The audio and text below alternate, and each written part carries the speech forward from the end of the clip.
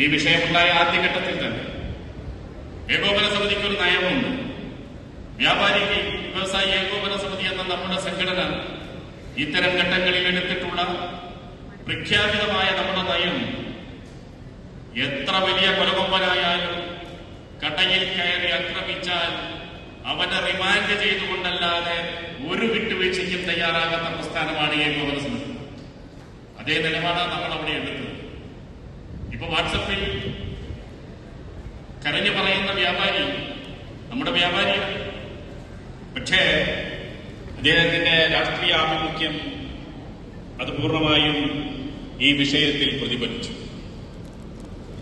വാദിക്കു വേണ്ടിയും പ്രതിക്കു വേണ്ടിയും ഒരേ രാഷ്ട്രീയ പാർട്ടി, ഭരണസ്വാധീനമുള്ള പാർട്ടി, അവരുടെ ഉള്ളില് ഉള്ള ചില തർക്കങ്ങളുടെ പേരിൽ വ്യാപാരിയെ പകപോക്കി. ആ ഘട്ടത്തിൽ ഏകോപന സമിതിയുടെ വാക്കുകൾ കേൾക്കാൻ നമ്മുടെ വ്യാപാരി തയ്യാറായില്ല എന്ന ഒരു ദുഃഖസത്യം കൂടെ നിങ്ങൾ തിരിച്ചറിയും.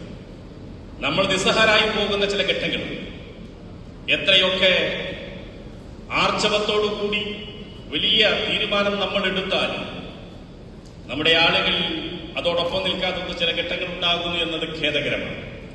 ഈ ചെർപ്പളശ്ശേരി വിഷയവും എനിക്ക് പൂർണ്ണമായി ഈ മൈക്കിലൂടെ അത് വിളിച്ചു പറയുന്നതിനും പരിമിതി.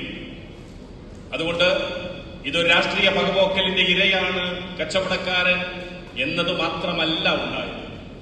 ഞാൻ നേരത്തെ പറഞ്ഞു, ഒറ്റ രാത്രി കൊണ്ട് ഒരു ടൗണിൽ ആരുടെയും പരസഹായമില്ലാതെ, ഞാൻ ഉദ്ദേശിച്ചത് ഏകോപന സമിതി എന്ന ഈ സംഘടനയ്ക്ക് പുറത്തുനിന്ന് ഒരു സംഘടനയുടെയും ഒരു അധികാരികളുടെയും ഒരു ഉദ്യോഗസ്ഥന്റെയും പരസഹായമില്ലാതെ ഒരു കടയെ പുനഃസ്ഥാപിക്കാൻ ഏകോപന സമിതിക്ക് കഴിഞ്ഞിട്ടുണ്ട് എങ്കിൽ ആ ഏകോപന സമിതിയെ സമൂഹം രണ്ട് കൈയും നീട്ടി നെഞ്ചോട് ചേർത്ത് പിടിച്ച് ഏകോപന സമിതി എന്ന ഈ സംഘടനയെ വാനോളം പുകഴ്ത്തുമ്പോ ആ ഒരു മേന്മയെ അംഗീകരിക്കാൻ കഴിയാത്ത പൊതുസമൂഹവും ചില രാഷ്ട്രീയ പാർട്ടികളും നമ്മുടെ നാട്ടിലുണ്ട് എന്നത് ഖേദകരമാണ്. ഇത് അതിന്റെ ഇരയാണ്. ഈ വിഷയം നിങ്ങൾ അതിന്റെ കമന്റുകളിലൊന്ന് പോയി നോക്കണം. ആ കമന്റുകളെല്ലാം എങ്ങനെയാണോ തെരഞ്ഞെടുപ്പ് കാലത്ത് സോഷ്യൽ മീഡിയ ഈ നാട്ടിലെ വാർത്തകളെ സൃഷ്ടിക്കുന്നത് എന്നും തെറ്റായ വാർത്തകൾ ഉണ്ടാക്കുന്നതുമെന്നും നമ്മളേറെ ചർച്ച ചെയ്യുന്നു. ഈ വാർത്തയും അത്തരമൊരു വാർത്തയാണ്.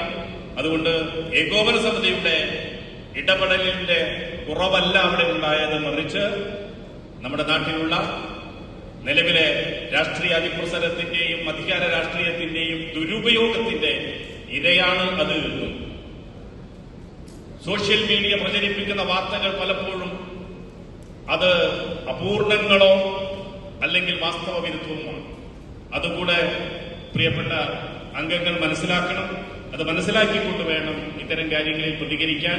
പക്ഷേ ഇതിനൊന്നും മറുപടി പറയാൻ വാട്സപ്പിൽ നമ്മൾ മുതിരേണ്ട കാര്യമില്ല. CCN മണ്ണാർക്കാട്.